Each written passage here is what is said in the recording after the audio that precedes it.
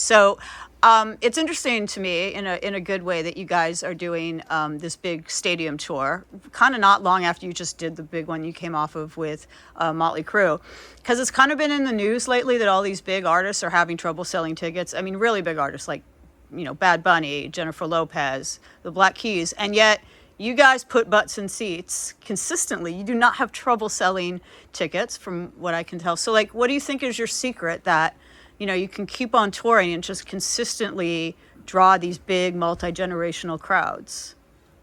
Well, we don't stop. That's one thing. And we're always putting new products out. And a lot of bands, they kind of rest on their laurels, they do whatever. We're always creating new stuff. And this tour is going to look different and sound very different to anything we've done before.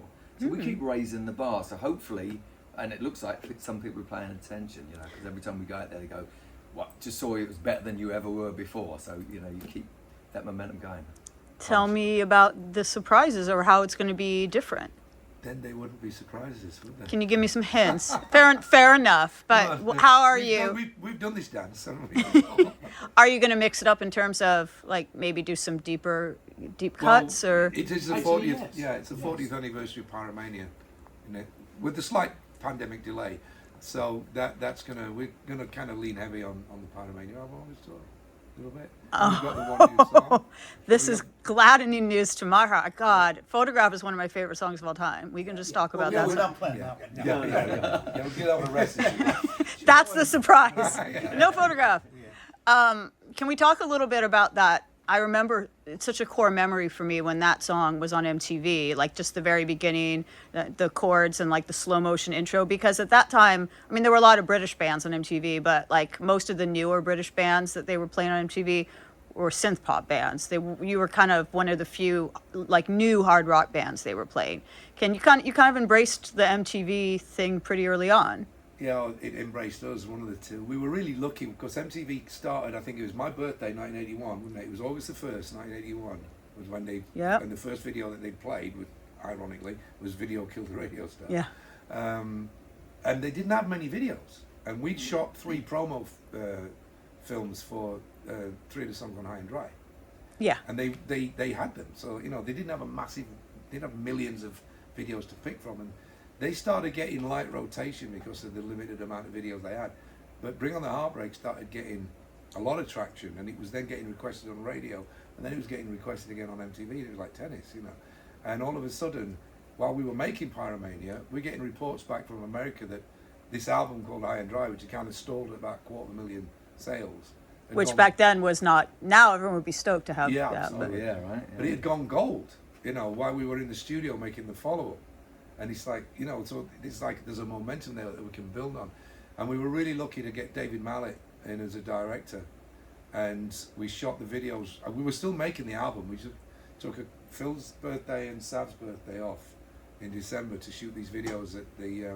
I think we shot Photograph on my birthday. Yeah, Rock of Ages. Good things happen on all your birthdays, apparently. Yeah. Battersea Power Station, which is featured on the front cover of Animals by Pink Floyd, right? And the video that David Mallet created, we just stood there minding the song, freezing cold in this warehouse thing. But it was really well lit, and it was when it was finished, he overbled the colours, so it was like vivid. Everything was massively vivid, and a bit like if you've seen the new Bowie thing, the Moonage Daydream, they bled all the colours louder, so it looked like the 70s. That's what this video was, but it was an 80s version, I suppose. And when that hit MTV in January, it just went mental. It just blew up big time.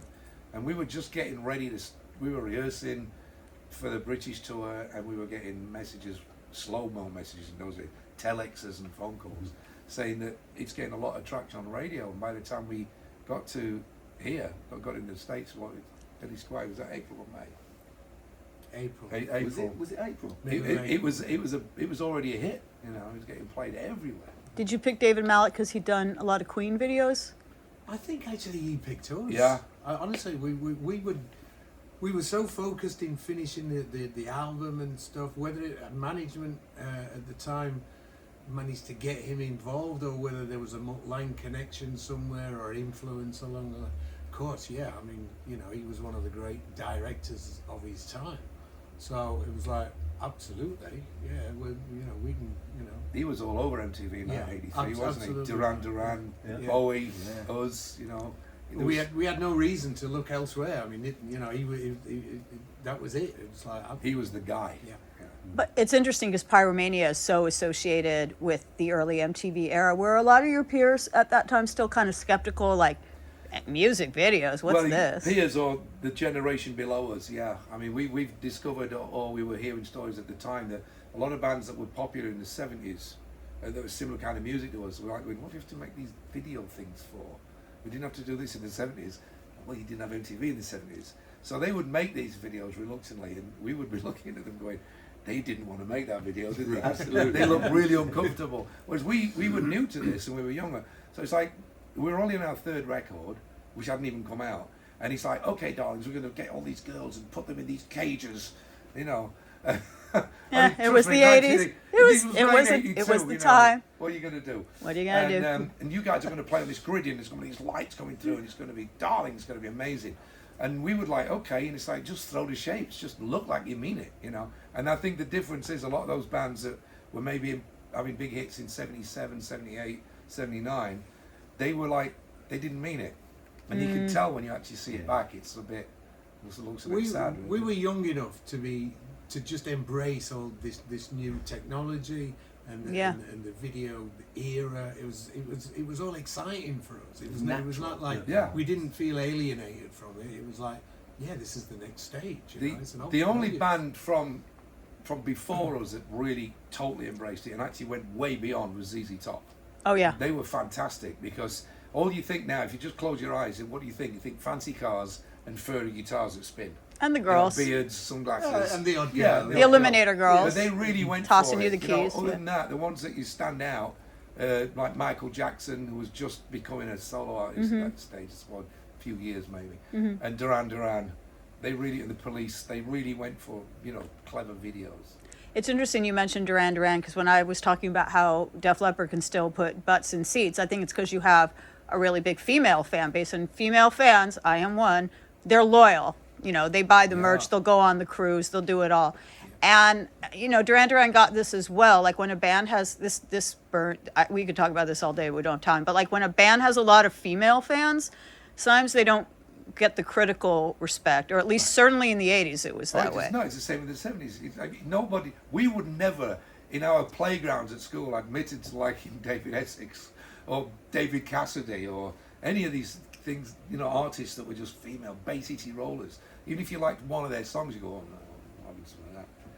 I bought Crazy Horses by the Osmonds in a brown paper bag. Took it home. How much time you got to talk about that record to me? We'll talk about that some other time. I tell you, I did the Oh my Mark God. and Brian show on KLOS about 10 years ago. They'd never heard the song, so they pulled it up live. Really? Put it on, played it, and they were just jamming out, and one of them went, dude, this is like heavier than Sabbath. There's a book that I think it's Chuck Eddy did. It was the top 100 metals albums of all time, and I'm sure you're on it somewhere, but he put Crazy Horses at number 3. Yeah, good for him. A bold choice. But yeah, to go back to you guys, you had a big female fan base that's still loyal now, but why do you think it is that, like, if a band has a lot of girl fans, that somehow they're not, I don't know, that they get more critically dismissed? You think could be jealousy in there somewhere? Maybe.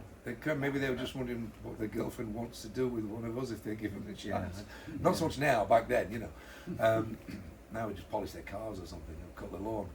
But yeah, no, there was a bit of that, and I also think it was just, it was more of a man's world, wasn't it? It's like it's the reason the Runaways never became massive or Fanny never became massive, because all girl bands were a novelty, and anything like that was a novelty. Now it's all even now, and it's cool. But I mean, in fairness, the Rolling Stones had a pretty big female following. So did the Beatles. I mean, we weren't the only ones. No, I mean, I think if you have a lot of female fans, you're doing something right. Because they are early adopters. Who was waiting at JFK when the Beatles landed? Who was in the audience at Ed Sullivan? Screaming girls. They know what's up. If you got screaming girls, you're doing something right. Live album from Badookan. You can't hear a guy at all. I know. I have your ears out listening to that in between the songs. I know. I wish I could talk to you more. I have to wrap this up, but I was there. I can't believe it was already 5 years ago when you got into the Rock and Roll Hall of Fame. That must have felt vindicating. You won the fan vote as well.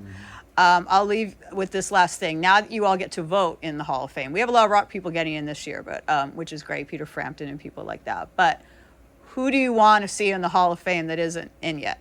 Thin Lizzy. Yeah, Liz is a good call. I would also vote for Styx. I think they've been around long enough and done enough. For Queen in it? I think Oh, Queen. Yeah, well, they're in. Yeah. Mark the Hoople and or Ian Hunter. Absolutely. Who you performed with? Bad Company. Yeah, Bad Call. And did All you? Rodgers for sure. I don't know. I think they're all in. All the ones I was thinking of are already in now. You know, they're kind of scraping the barrel a bit now, actually. But yeah, you know, they've run out of bands, literally. So it's, yeah. I'll say Hannah Rocks. But I'm glad you guys are in because it was well overdue. So I'm really looking forward to seeing. I know I need to let you go. Do you have any final thoughts about the 40th anniversary of Pyromania, like a groundbreaking record that was for rock? Well, as Sav says in the liner notes of the booklet, it says it's 40 years. It says it feels like it was yesterday. And that's the thing, you know, because that album, these songs have been in our orbit permanently. It's not an album that came out and disappeared or it kind of meant something to a few people, like say On Through the Night or maybe even High and Dry. It's an album that is regularly reminded of. This is the album that got kids into rock music because it crossed over a little bit. Absolutely. It wasn't full metal, it wasn't total pop. It was somewhere right in the middle, and so it brought a lot of people in that, you know, the rockers that didn't care that it was a bit pop, and the pop people that didn't mind it was a bit heavier. I think that's an important part of the album. I think also as well, just really quickly, it's how it sounds. It still sounds pretty good to me all these years later. There's not much when you hear it on the radio, whatever medium you listen to it on. There's not a lot where you'd go, I would have changed that. I wish we hadn't have done that. Hardly anything, you know. It still sounds really good now. I can't wait to hear it live. Thank you so much for your time. It was great speaking with you. Thank you. Thank you.